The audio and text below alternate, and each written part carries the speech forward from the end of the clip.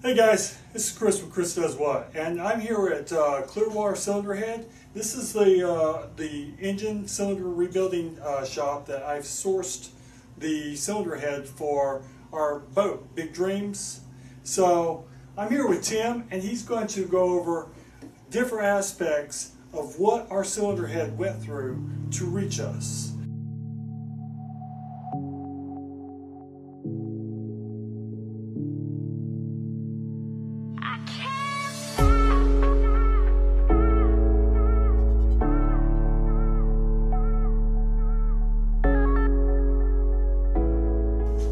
Tell me a little bit about what the cylinder head goes through. So I know y'all do rebuilding of not only customer heads when they ship them to you, but you also get brand new heads and y'all build them in shop. Yeah, that's correct. So basically this is one of the largest cylinder head manufacturers in the continental United States. All of our remanufacturing and assembly of the new heads is done here in-house by our machinist. Okay. As far as the remanufacturing process is concerned, we've got a multi-step process. It starts with a teardown, and then after that we've got... So teardown, that means y'all throw it in the vat? Well, yeah. Well, for instance, when we get the cylinder heads in, they come in basically like this, or just a rough core. So before we do any cleaning or anything or testing to make sure that the head's repairable, we have to remove valves, camshafts, lifters, etc. Okay. So basically disassemble, taking the springs out and dropping the valves and things like that. Correct. And you said y'all are the biggest shop in the world, really? Well, we're one of the largest cylinder head manufacturers in the continental U.S. We do about 1,200 heads a month out of it. Okay, and you also said y'all ship internationally as well? We do, yes. Worldwide and international. We have customers in Australia, Spain, France. They'll just be like phone rings all day long. Wow, I hear it. And hours of operation are just during the daytime, U.S.? Correct. 8 to 5:30, Monday through Friday. We also work Saturdays, 9 to 1, depending on the time of year. It just really depends on the demand of the product. Okay. So, after you get the head disassembled, you then pressure test this? Right, so the first thing we would do, once we get the head tore down, we want to get it in our acid vat. This is just to get the loose oil and debris off of it, so that way when you do your pressure testing and stuff like that, you're not working with something that's got wet oil on it. Okay, makes sense. Yep, so it goes in the vat, we get all the oil off of it, and the next thing that we want to do is to pressure test the head to make sure it's free of cracks. Obviously, we don't want to waste time machining something that's got a crack in it. No. And then after we do our pressure testing, then we would move on to the rebuilding process. The rebuilding, does that include what? Cutting the valves? Correct. So for instance, a 3-angle valve job, that would consist of resurfacing the valves, checking the guide clearances and replacing them as needed. After we cut the valves, you're going to have to also 3-angle cut the valve seats. And then once you're done with that, obviously you would install the valves, and then you have to vacuum test to make sure that the valves have been seated properly, free of leaks. Of course. So you test them. You test before you do the work on the head. Then you test after you do your 3-angle valve job to make sure that there's a good cut, so that valve is sitting.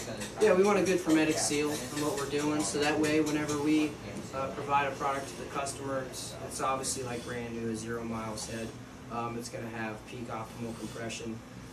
And like I said, you want a good hermetic seal on that valve after you're done. Okay. How about the head itself? How do y'all resurface the head or anything like that? Okay, so as far as the cylinder head is concerned, we do have a resurfacing machinery that we use. We use a CBN cutter. Okay. And we also have a PCB cutter. And what's the difference in the two? Well, one is more for aluminum and another one is for steel, depending on the head that you're working on. Okay. CBN is more of a carbide bit, or a PCB, I think is polycrystalline diamond. Okay.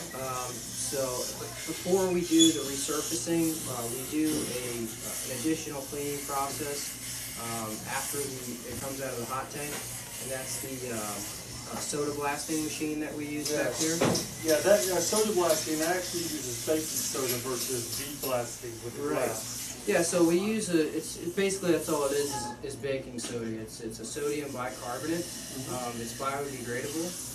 It's also water soluble, so if it gets any water passages, we can just go ahead and rinse everything out afterwards, and there's no debris in it. So, is there anything we might have missed? The only thing I would say is we've kind of glossed over everything in a general purpose.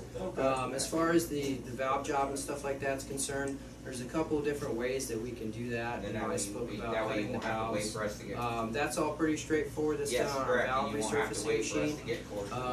As far as cutting the seats, there's two different ways that we really do that here. You can either do them by hand with stones, and then we also have a state-of-the-art seat and guide machine that we use.